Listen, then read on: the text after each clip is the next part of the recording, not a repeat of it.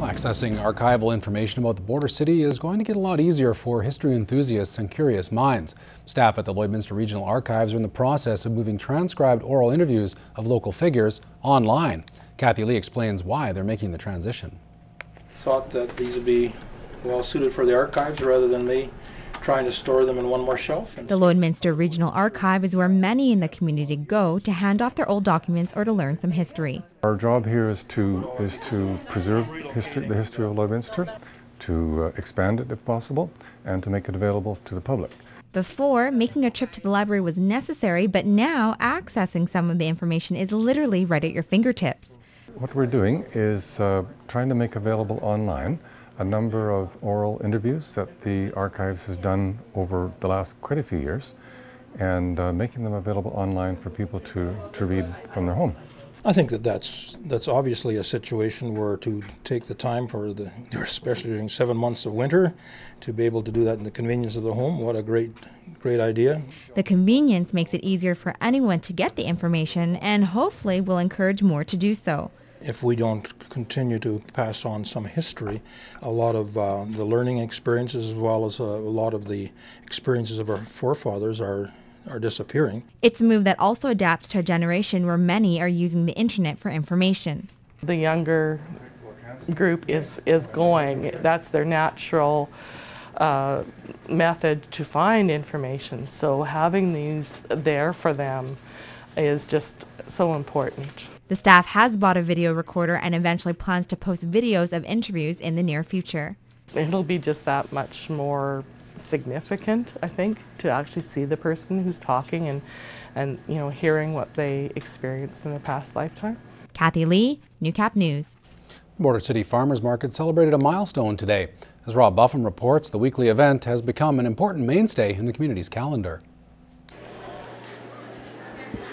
Local farmers and small business owners gather here to hawk their produce and goods, and it's a wide cross-section of goods they sell, in a tradition that dates back to 1975.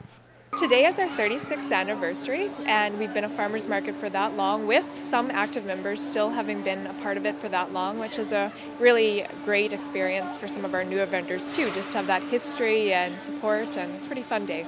It's very nice to know that it's been around for a long time and well supported by the community. Vendors say they're drawn to the market for their bottom line and for the atmosphere. Certainly the friendly people, but also the really nice cross-section of what this market brings. Actually, it means a lot. It's a really great way as getting started when maybe capital's a little bit lower, but a great way to get out in the community and kind of a great atmosphere. As you can see, people can come in and talk and visit. And fresh local produce like this has created some loyal patrons. Oh, we've been going to farmers market since it was up at the exhibition, so always. Oh, it needs to be here because we have lots of farmers here and they have lovely, good stuff, you know. Also the bread baking and the veggies. Look at all the colors here, how lovely they are. The market's held year-round on Thursday afternoons, except during hockey season when it's on Saturdays. With the kind of popularity it has, running for another 36 years should be a piece of cake. Robert Buffum, Newcap News. Lloydminster's Thorpe Recovery Centre has been raising funds for the construction of their new building, and last Thursday they held their first ever gala. As we find out on this week's Road to Recovery, the night was a big success in more ways than one. The Thorpe's first gala was a successful culmination of months of planning for the organizers. It lived up to every bit of expectation that I had. It went off without a hitch, and I can honestly say I've got a really good committee that stood by me 100%, and everything worked out. The feedback from the hundreds who attended was overwhelmingly positive and shows the center's staff they achieved their goals. Unbelievable, beautiful, the food was amazing, a lot of support, and a lot of people didn't realize the extent of what we did. There's still a lot of work to do to finalize this fundraiser, but the Building Hope campaign continues throughout the summer. We have a couple golf tournaments coming up, and of course we're doing the bike ride again in August, so this year we're going to do Edmonton to Lloydminster, so I'm looking forward to that. Final totals for monies raised from the gala are not yet in, but the Thorpe is already planning for their next gala. I got so many ideas in my head, the wheels are turning, so I'm not sure what we want to do, and we're just in the talks about doing it, but I'm hoping hopefully next spring maybe.